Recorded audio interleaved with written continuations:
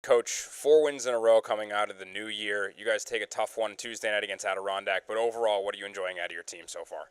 Well, I think we're battling back. I think we've been a resilient group. I think that we've done a nice job in the offensive zone creating. I think we've done a better job tracking back, and our D zone's consistently improving. And so we need to make sure that we continue to do that. And for us as a team, the hallmark of our team from the beginning of the year is our resiliency and our compete, and we need to make sure we do that Friday night. We're facing Reading on Friday, a team that's given you guys some struggles here and there, but also you guys have got the better of them. We saw them a couple weeks ago where they gave you guys a good run for your money. But what are you looking for in that team, and what's a good approach for you guys going into Friday? They're a great team. They've got 9 losses for a reason. They're big, they're strong, they're physical. They do a great job on the walls, and they've also got a lot of veteran presence in terms of their ability to slow the game down, to make plays. They're a skilled group. We need to make sure that we're at our absolute best. We need to be detailed with our sticks. We got to make sure that we're working our way back and not giving up any cheap opportunities, because they've got enough guys that they can really hurt you when they get their opportunities. Friday night, Children's Hospital at Dartmouth night, CHaD night here at SNHU Arena.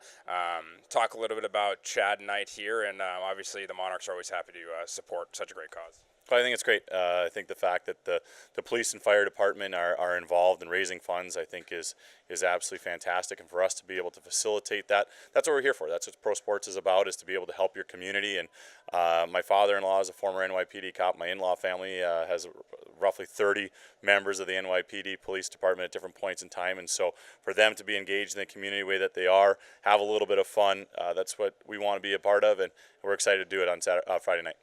Finally, Danny Miramonoff, we're going to speak with him in just a moment, but a guy that has 13 points in the 12 games that he's played for the Monarchs is a defenseman, but he's so likely to jump up into the rush, play really well up front. Talk about his addition and how he's able to create that offense on the defensive role.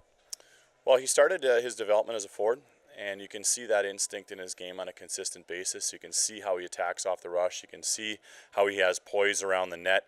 And for him to be able to join the rush, that's what we want our defense to do. We want to be creating offense. We want them to be active, and he fits that mold perfectly. We need to continue to work with him so that he's developing a 200-foot game at all times.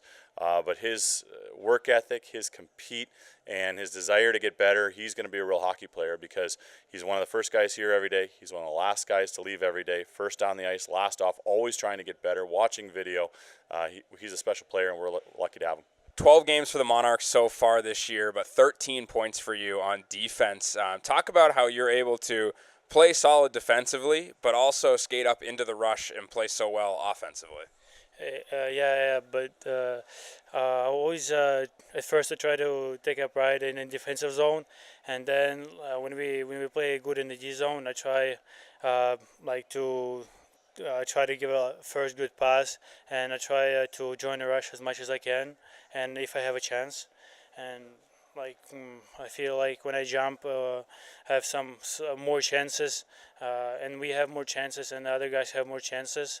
And I mean, we just we're doing executing really well these games, and we were doing good on our power play as well.